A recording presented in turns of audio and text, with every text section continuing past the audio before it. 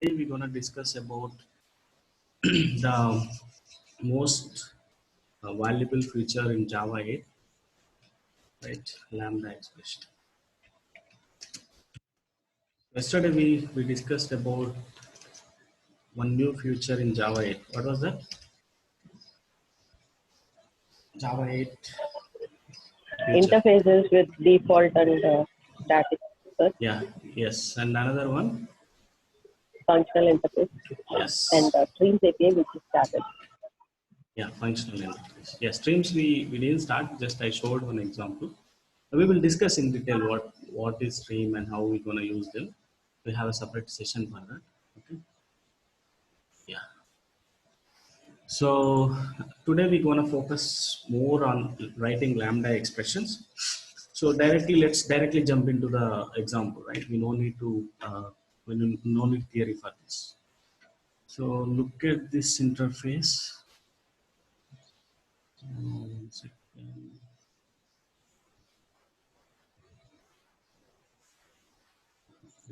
Test.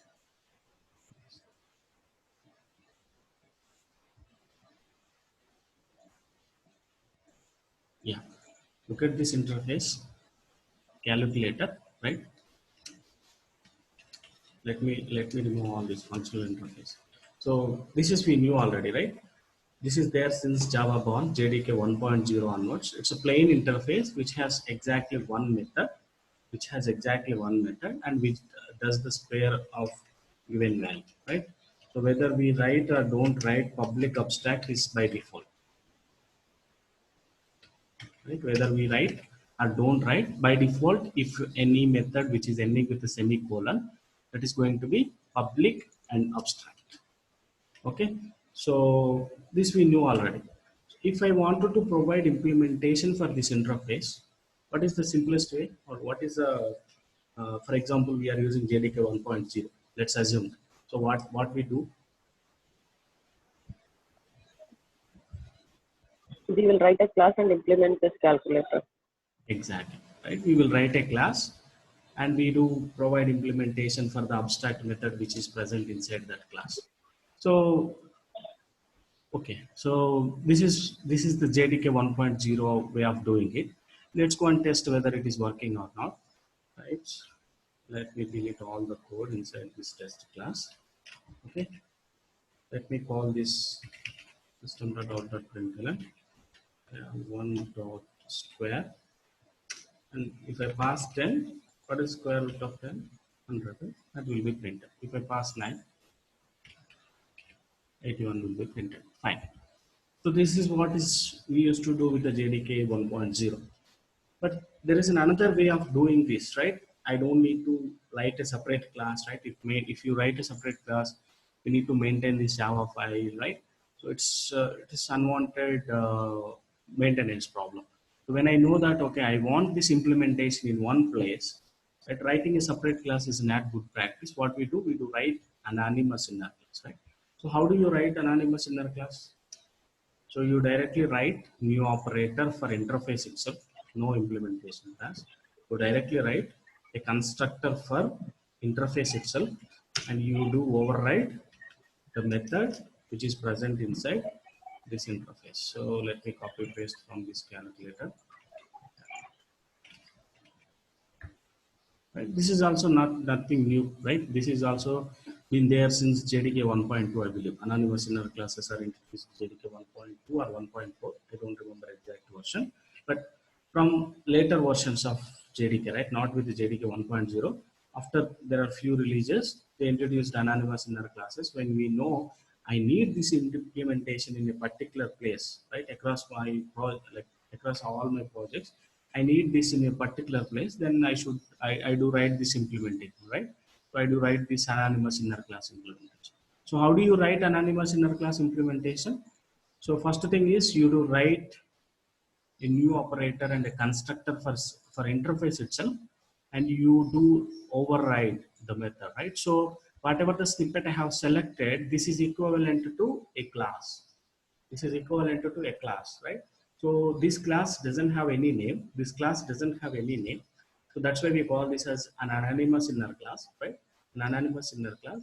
but still you need to provide all the information, which method you are overriding, what is the signature of the method, and what argument it takes.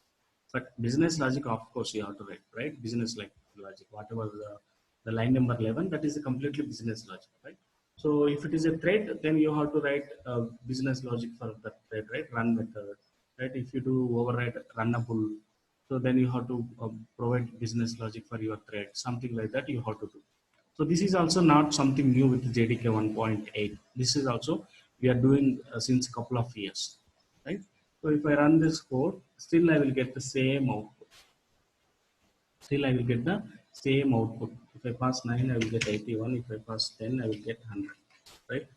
So there is no difference of writing a separate class or anonymous inner class, right or wrong? Do you see any Yes. difference here? No, right? So let's try to write a lambda expression, right? Nothing new writing a separate class, nothing new writing an anonymous inner class. There are few, yeah, there are few challenges, or there are few code duplication. I can simply say code duplication, right? Whenever I know, for example, when I say I means Java compiler or JVM, whenever I know I do provide implementation for this particular interface, okay, through anonymous inner class, by looking at the left hand side code, right? For example, if I uh, hide this snippet, if I hide the snippet, still you can understand, right? Okay, whatever the object we're gonna get is a type of calculator, right? Is the type of calculator. So right hand side is what present without looking itself. The left hand side assignment itself you can understand. Okay, right hand side you're gonna write something which is an object of this object of this interface, right? This is implementation of this interface, right? Without seeing the snippet, whether it is an anonymous inner class or whether it is a separate class, without knowing the right side snippet, still you can understand, okay, we are going to get an object for this interface, right? So either it can be an anonymous inner class or it can be a separate class. So when it is, yeah, coming to anonymous inner class, when we know as a plain Java developer, I know, right? Why can't a compiler knows it, right? So by looking into the left hand side assignment, I'm going to define an implementation for this calculator. Why should I write this code? New calculator again, right? It is not required.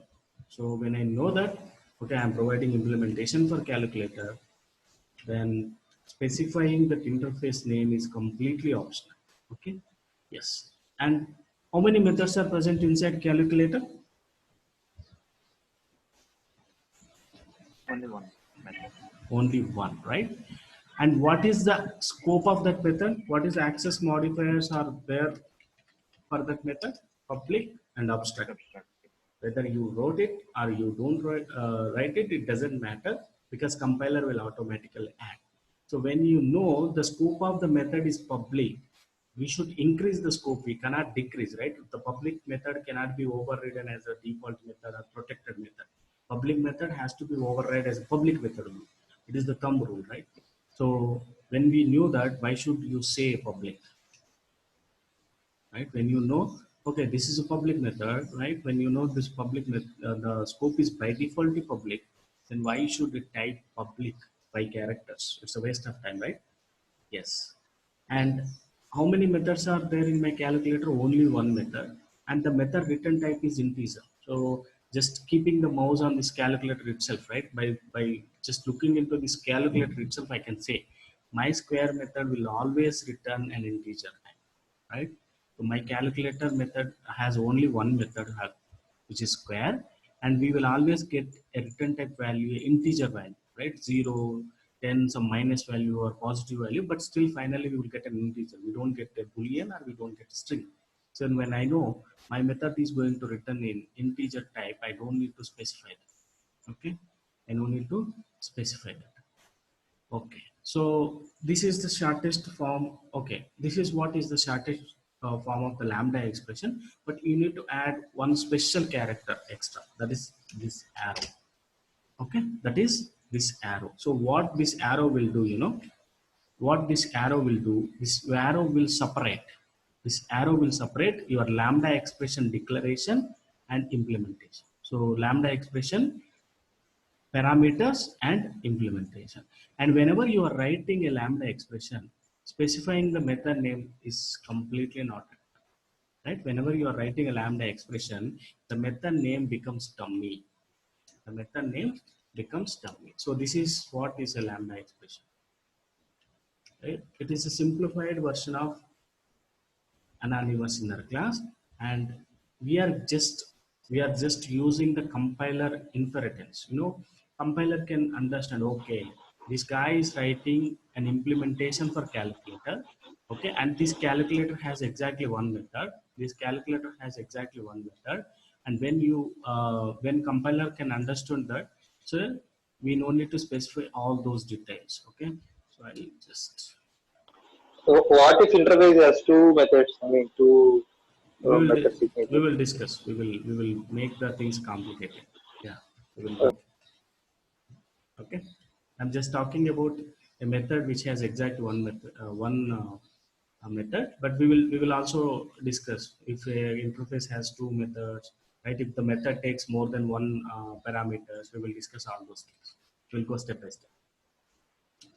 Okay, so yeah, so this is my anonymous inner class and this is my lambda expression. So let's call these two and see is there any difference in output wise. Okay, there are no difference at all. There is no difference at all. Writing an anonymous inner class or writing a separate class or writing a lambda expression, there is no difference. Okay, we will see what is the benefit you're gonna get if you really write lambda expressions out of these anonymous inner classes and um, separate classes. Okay, so this is pretty easy when we compared with anonymous inner classes and writing separate classes, anonymous inner classes and writing separate classes. Now there are few benefits you're gonna get whenever you are writing lambda expressions. Okay, there are few benefits. For example, if your method takes exact one parameter, if your method takes exactly one parameter, then saying this parenthesis also completely optional. This parenthesis also completely optional. And one more thing is data type specifying parameter also completely optional. Okay, saying integer, it's going to take integer, completely not required. Okay, so that is, yeah, you can delete integer also. But parentheses, right? If your method takes exactly one parameter, then only the parenthesis optional. If your method takes zero argument, then you have to add parenthesis. Okay, you have to add parenthesis. If your method takes more than one parameter, still parentheses are required. When the parentheses are optional, when they take exactly one argument. When the parameter count is exactly one, then adding the parentheses are completely optional. Okay, and if your lambda expression implementation is exactly one line, if your lambda expression implementation, right here I'm just writing one line, right? So if it is one line, then these curly braces are also optional and return statement also not required. And this return statement also not required.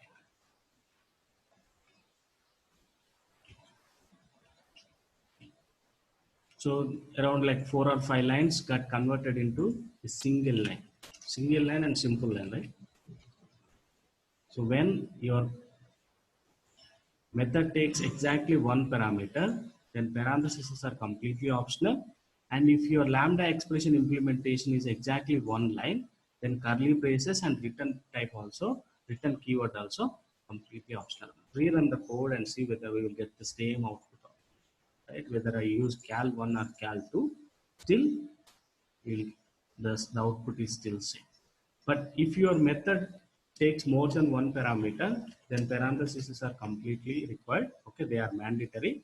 And if your body has, if your implementation, lambda expression implementation is more than one line, then curly braces and return is mandatory. Okay. Other than this number of lines and number of parameters, specifying the types, right? Return types or or the parameter types, method name, interface name, completely optional, right? Interface name, scope, return type, parameter type, completely not required. Method name. So this entire signature, right? The method signature and the interface implementation. So completely not required. Okay. So this is what is a lambda expression which we gonna write. But we need an arrow because we need a classification, right? What is the parameter? What is the implementation? So this arrow is going to classify that. So arrow left hand side are parameters, right hand side is implementation. Left hand side is a parameter, right hand side is implementation. So sometimes you see something like this. So don't get confused. Arguments or parameters. Okay, arrow implementation. So this is what is a lambda expression is meant to be. Okay, parameters, arrow implementation. Okay, so we will cover what is the case if we have more than one method, right? What is the case? We already discussed, right? If a method takes more than one value, then you can still pass. There is no problem. You can still write lambda expression. But we have certain limitation with lambda expression. What is the limitation? You know, whatever the Jupyter asks. What about the case if I have more than one method? For example, I have a method called add which takes two parameters, value 1 and value 2. For these kind of interfaces, you can't write lambda expression. If an interface is having more than one abstract method, then you can't write lambda expression. So that is what is the limitation. So it is applicable only for functional interface. Exactly. Okay, so the thumb rule is for functional interfaces alone, you can write lambda expressions. Okay, for functional interfaces alone, you can write lambda expressions. So which means if an interface has exactly one abstract method, then only you can write lambda expression. If an interface has more than one abstract method, you can't write lambda expression. That is what is the limitation of the lambda expression in Java. Okay, don't think that other technologies also will do the same. No, in Java, we are talking in Java. If an interface is functional interface, then only we will write we can write. Okay, we can write lambda expression. If it is not a functional interface, then you can't write lambda expression. Okay, you have to write anonymous inner class when an interface has more than one method. So anonymous inner classes are not retired yet. Okay, they are still in scope, right? They are still in use. Where we will use, where you can't write lambda expression, where you can use anonymous inner classes. So where you can't use lambda expressions, the interfaces which are not functional interfaces, then you have to write anonymous inner classes. So can we say that like something like this? The lambda expressions are not replacement for anonymous inner classes. Yes. True or false? Lambda expressions are not replacement for anonymous inner classes. Is it true or false? Is the statement is true or false? Yes. False. Hmm. Right. So you can't write if an anonymous inner class, sorry, if an interface has exactly one abstract method, then only you can write lambda expression. If it has more than one abstract method, you can't write lambda expressions. Okay, so I will tell you how can we restrict. For example, now we are writing these things in side by side. Right now we have a calculator uh, in IDE in the same place and the test also in the same place, right? But in real time project things won't be like this, right? We will define in calculator somewhere in some other project, right? And we will try to write a lambda expression in some other project, right? Like dependency. Usually that is what we do in our project, right? We do have dependencies. So we define this calculator in some other project, right? And we try to provide implementation in some other project, right? Dependency. So when these two are in not same project, so if you try to add, for example, what I'm doing, I'm trying to add one more abstract method So I don't get compilation error in my calculator, right? Where I will get a issue, I will get an issue where we are providing an implementation, right? So I'm doing a change one place and I'm getting an impact in another place. So I added a method in one project and it went and caused an issue in some other project, right? So this is a common problem. Right? Usually this is what it happens. So whenever you add a new method in abstract interfaces, so it may give trouble in some other place, right? Because we don't know whoever going to implement this interface. So right, what are all the places the implementation has provided? So we are not pretty sure where exactly it's gonna break, right? So to restrict this issue, right? For example, to make sure calculator will always have a lambda expression support, right? To make sure 100% in future your lambda expression will not break, right? Then what should we do? We should add it functional interface. Okay, it functional interface. So after adding this interface, if I'm trying to add a new method, new abstract method, then compiler will show an error here itself. Instead of showing an error in some other places, compiler won't allow you to add a new abstract method. So when you mark your interface as functional interface, then we are going to get some kind of safety. Okay, some kind of safety. What kind of safety you gonna get?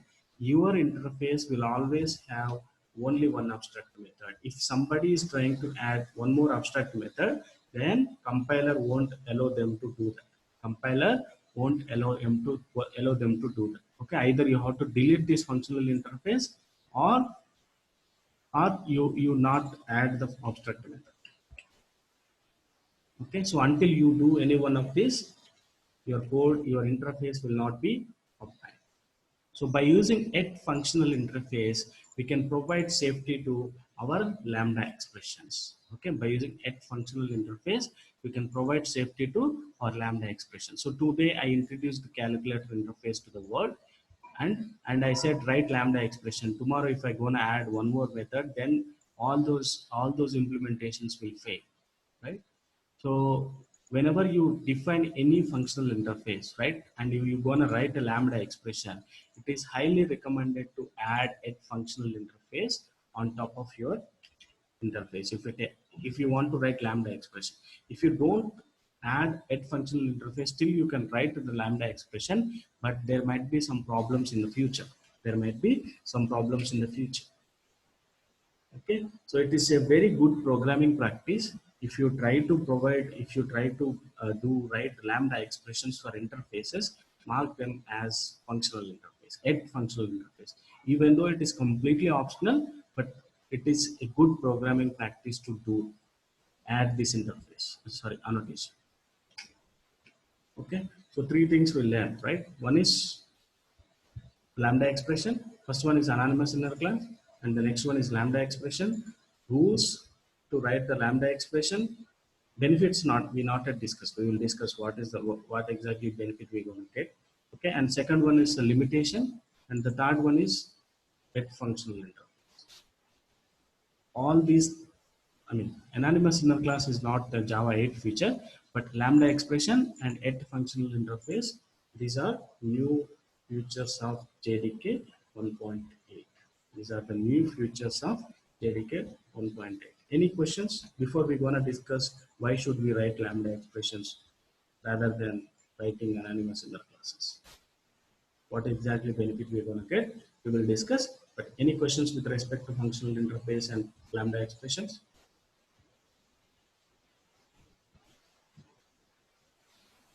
If you don't have any questions, say no questions. Then we will continue. Yeah, we can go ahead. Yeah, thank you. Okay.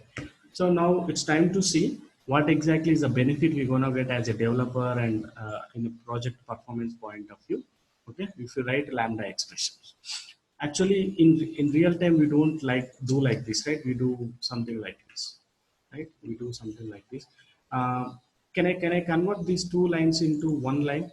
Right now, what we are doing, we are defining a lambda expression first, and then we are assigning it to a variable, and we are calling it, right? So for example, if I wanted to define multiple times, if I wanted to copy paste this, like what should I do? I should change the variable name, like 3, 4, 5, 6, and I have to copy paste this sys out for multiple times. And again, I have to change the variable name here. 3, 4, 5, 6, right? So when we do this for multiple times, right, it is a little time consuming process, right? 2, 3, 4, and again, 2, 3, 4 below. It's a little time consuming process. So what I will do, I will convert these things into a single line, right? What I will do, I will directly provide the lambda implementation. The lambda implementation I will call square.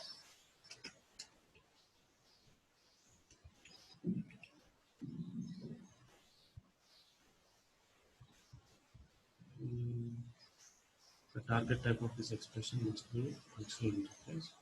Yes, there's a problem. Let's type just a calculator.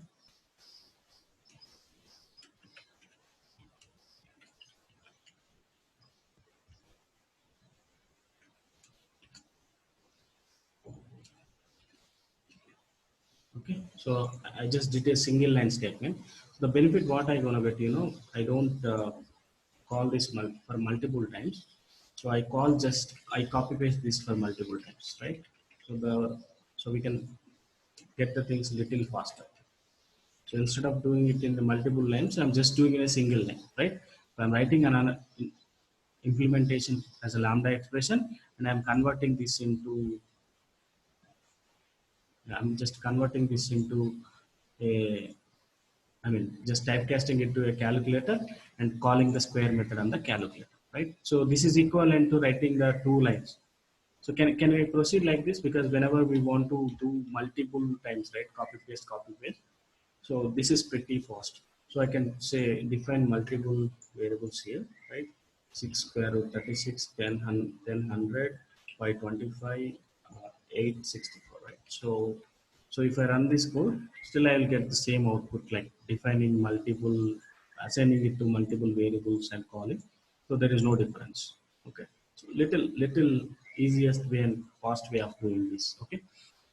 So actually we do something like this in the real time, right? We don't define one functional interface. We do write so many functional interfaces. Okay. So for now, I'm going to comment this code. Yeah. I'm going to define multiple functional interfaces. Sorry, anonymous classes. Okay. Cal1, Cal2. Cal1 should be 1, 2. I'm going to call this. Okay, I'm going to call Cal1 and Cal2. If I run the code, I'll get the output. Okay, so here I wrote two anonymous inner classes. Okay, my question is, how many number of dot class files will be created for test? It's clear, right? I wrote two anonymous inner classes, and I'm just calling those two anonymous inner classes. One with 9 and another one with like 10, right? I have two implementation and I'm just calling for 2 times. So now my question is, how many dot class files are created for test? My guess Three would be classes. Pardon? 3, I think. Okay, which is said 3. What about others? 3. Okay. I don't know. I'm guessing 1. I don't know. Okay. Fine, that is fine. 3 or 2, not sure. Okay, she said 3 or 2. Okay. What about Vidya, Jupudi, Venkat, Abhi, Chintesh? 3. Okay, so most of the people are saying 3. Let's go to bin folder and see. So right now we are using a plain Java, right? So by defaultly Eclipse will create a bin folder for this project, and the .class files will be present in bin folder. We know this already, right? Java 8, java.function, right? Function folder. So how many .class files are created? Test $1, test $2. So this $1 is nothing but first anonymous inner class. Okay, first anonymous inner class. And $2, which is nothing but second anonymous inner class. Right? So how many number of anonymous inner classes you write? Those will many number of separate dot class files will be created. So we are not writing a separate class, but internal architecture is still same, right? There is a separate dot class file. That dot class file will be loaded into method area. Right? It consumes some memory. Right? So writing a separate class or anonymous inner class looking wise looks different, but in the real time, right, when they got executed, the architecture is still same, right? Because it is a separate dot class file with the $1, $2 instead of a calculator IMPL dot class file. Instead of calculator IMPL dot class file, whatever we are saying $1, $2.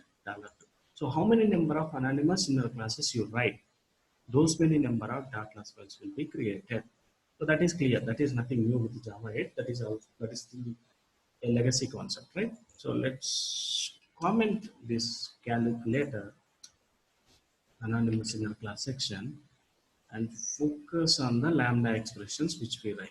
Now, can you guys tell me how many number of dot class files are going to be created? So I wrote how many anonymous lambda expression 1, 2, 3, 4, 5. Okay, there are 5 lambda expressions I wrote. Now tell me how many dot class files are going to be generated. 1. I don't think lambda expressions create new classes, so it will be more like Okay. So why don't you think in this way, like we wrote an anonymous inner class, looking wise it looks something different, but it is a separate data class file, so underlying data structure or underlying algorithm still same like writing a separate class, right? Instead of we are writing a separate class, the compiler is doing the job now, right? Why can't you think that we are writing a functional interface, compiler can convert it into an anonymous inner class background because both are look similar, right? Just we are just removing few parts from anonymous inner class and generated a lambda expression. Why don't you think okay, it might be a lambda expression by looking wise to make satisfied the developers, right? So to make the developers feel okay, you're writing less code, something like that. It might look something different, but underlying algorithm would be the same, right? Why don't you think like that? When the underlying algorithm is still same, there might be some chance the Atlas file would have got generated, right? no, lambda expressions are not replacements for anonymous. Exactly, right? So lambda expressions and anonymous inner classes are two different concepts. Okay, they are built on two different algorithms. Okay, so don't compare these two. For our easy understanding purpose, I just created a lambda expression from anonymous inner classes because anonymous inner classes we already know, right? So we know how to write anonymous inner class. So if we just try to convert anonymous inner class to lambda expressions, we feel comfortable. That is the reason why I did convert it. But the underlying architecture is completely different. Let's go to a dot class file and see how many dot class files are created. Only one dot class file. Okay, only one dot class file. So anonymous inner classes and lambda expressions are completely two different concepts. Now tell me, what is the real algorithm? What is the real architecture Java people used to execute this lambda expression? So if it is not a separate dot class file, then how this is going to be processed? Okay, to understand that question, just look into this dot class file. Okay, pwd. Right now I'm into that particular folder. So to read any dot class file, we can use JavaP command from Java library. And what is the dot class file that we would like to read? We would like to read test.class. Okay. So whatever the code we have written, so this is what is the dot class file which got generated by our IDE, right? After compiling the .java file, this is what it got generated. So this is the bytecode. Whatever we are seeing in this is the bytecode. So wherever you see this lambda expression, right? will be converted into a word called invoke dynamic, right? Invoke dynamic. So this is a new algorithm which got introduced with JDK 1.8. All the lambda expressions will be converted into an invoke dynamic. So those lambda expressions will be resolved at dynamic time. So okay, so there is a very low level JVM architecture got changed to handle these lambda expressions. Okay, so this is not something new. Invoke dynamic is not something new. They are already present in Kotlin. They are already present in Groovy, Go language, right? They are already present. These lambda expressions are already present in other technologies. So Java took reference from those technologies and they implemented this invoke dynamic.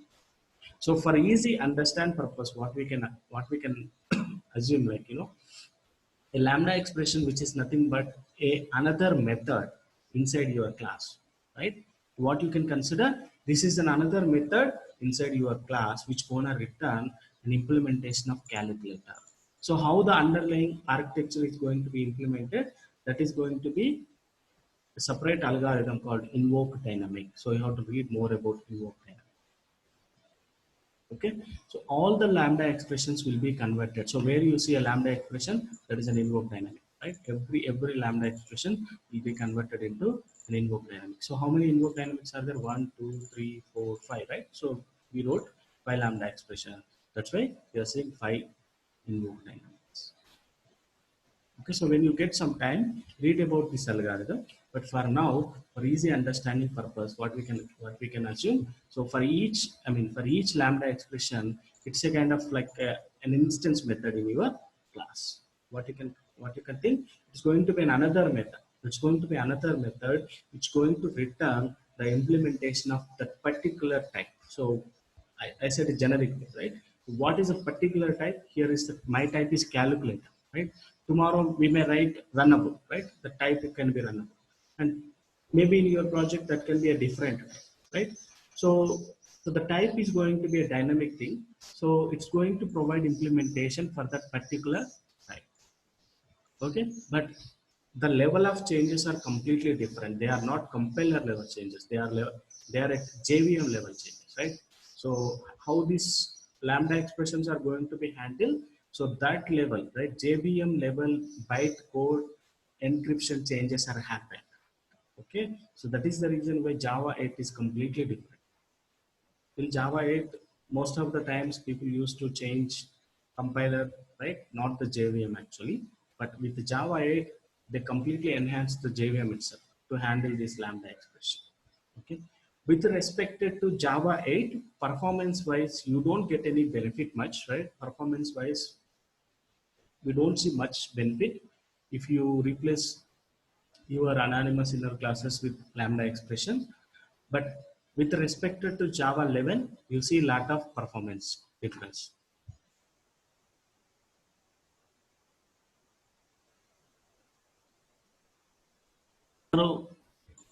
Tomorrow, if you attend any interview, and if that interviewer might ask this question, right? How the lambda expressions are going to be solved, right? How they're going to solve? They solve by using invoke dynamic algorithm.